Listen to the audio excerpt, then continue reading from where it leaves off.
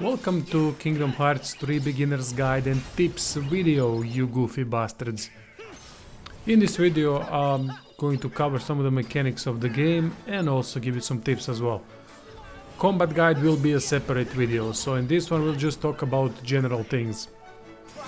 Let's start with the starting class choice. When starting the game, you are given two sets of up to 3 choices. First, you need to choose Vitality, Wisdom or Balance. These affect starting health and magical points and the rate at which you get them by leveling up. If you choose Vitality, you're gonna receive more health points. If you choose Wisdom, you're gonna receive more magical points or mana points, however you wanna call it. And if you choose Balance, you'll end up with almost the same number of health points and magical points. After that, there is a choice of Guardian, Warrior and Mystic. Now what do these things do? These 3 class choices decide the abilities that you're gonna get by leveling up. If you go for Guardian, it will give you mostly defensive skills, like for example protection from damage, combos and so on. If you choose Warrior, then you're going to receive mostly abilities that will increase damage dealt with Keyblade and also how to prolong combos even further. If you go for Mystic, then your abilities while leveling up will be usually increased elemental damage, decreased magical point cost and so on.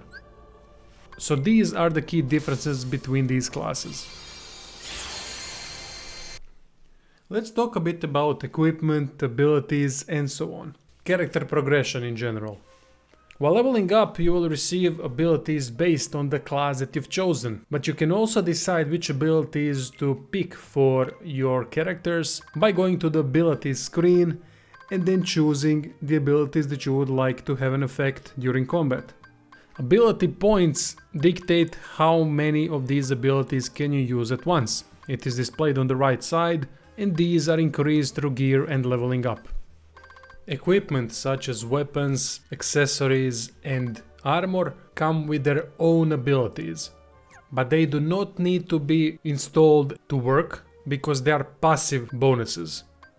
So for example, if you equip Moon Amulet, you will receive Damage Siphon passive ability that recovers magic points each time you take damage.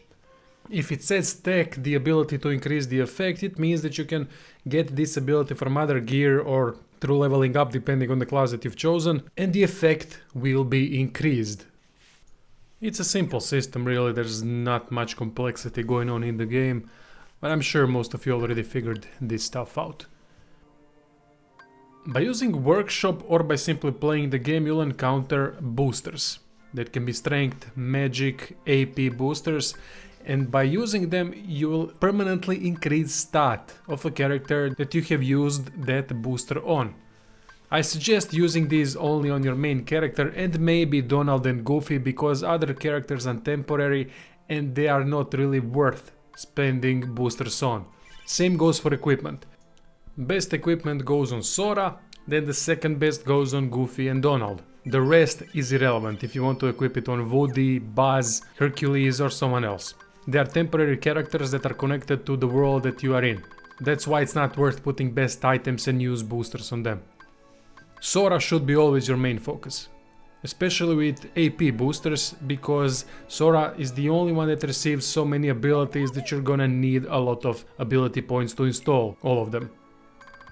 Game isn't that hard, even on hardest difficulty, but sometimes there might be issues and you're gonna need some help. If you are facing a foe that is quite above your level and giving you a lot of issues, then consider going to Workshop and upgrading the weapon that you are wielding, or maybe all 3 that you are wielding.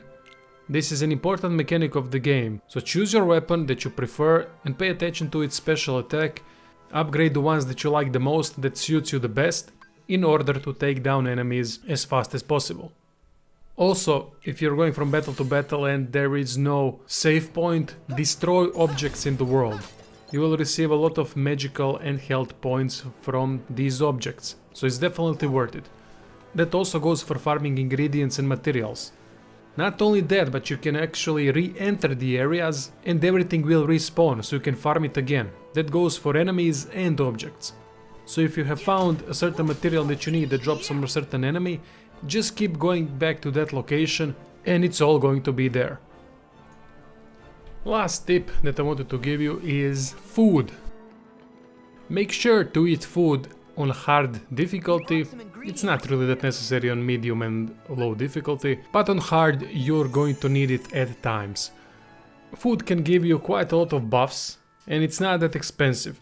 You can buy food from the shop or you can cook it yourself in Twilight Town.